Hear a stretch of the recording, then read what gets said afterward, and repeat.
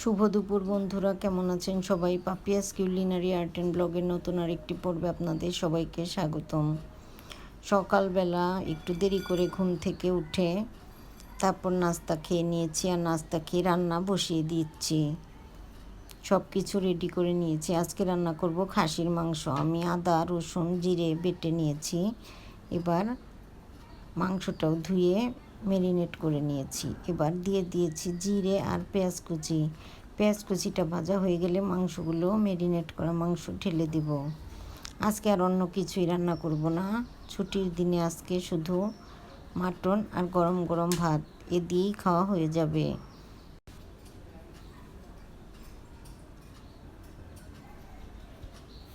আসলে মাটন রান্না করলে মাটনের ঝোল আলু এগুলো দিয়েই ভাত খেতে ভীষণ ভালো লাগে, এজন্য আর আজকে কিছু রান্না করব না।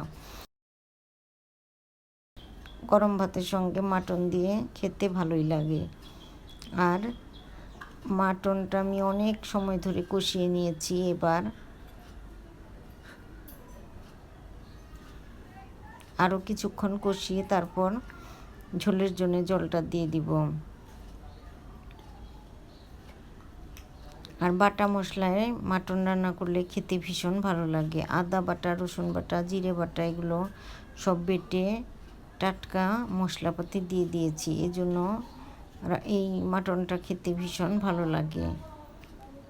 আসলে যে কোনো মাংসই টাটকা মশলা বেটে রান্না করলে খেতে ভালো লাগে। ফ্রিজে রাখা মশলা দিয়ে রান্না করলে অতটা ভালো লাগে না।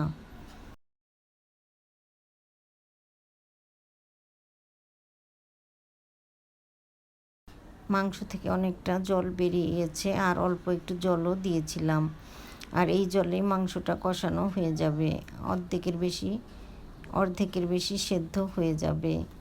তারপর আমি ঝোলের জন্য জলটা দিব।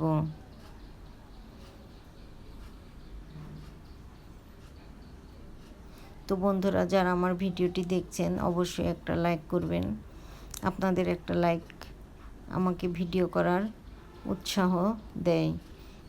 আর এত কষ্ট করে ভিডিও বানালে কেউ যদি লাইক কমেন্ট না করেন তাহলে আসলে ভিডিও বানাতে ইচ্ছা করে না। এবার আগে থেকে ভেজে রাখা আলুগুলো দিয়ে দিলাম।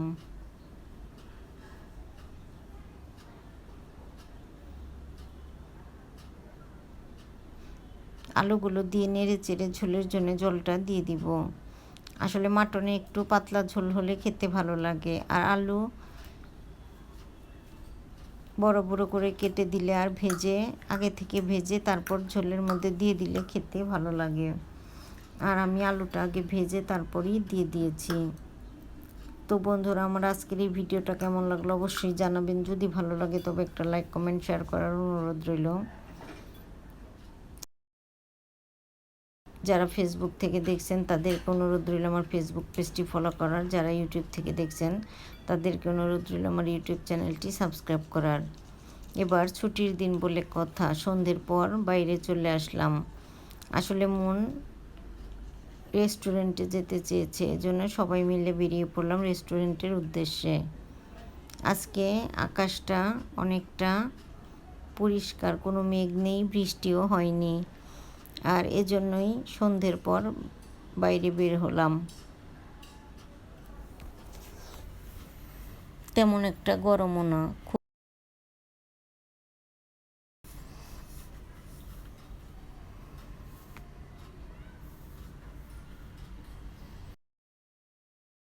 এবার আমরা প্রায় রেস্টুরেন্টের কাছেই চলে এসেছি। আর একটু গেলেই রেস্টুরেন্ট।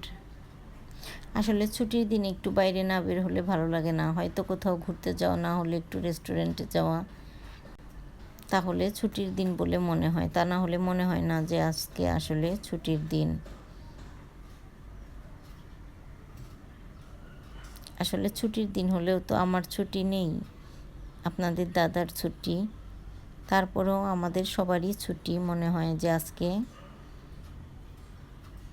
কেমন যেন একটা উৎসব। তো এবার রেস্টুরেন্টে এসে খাওয়া দাওয়া করে নিলাম। তো বন্ধুরা, আজ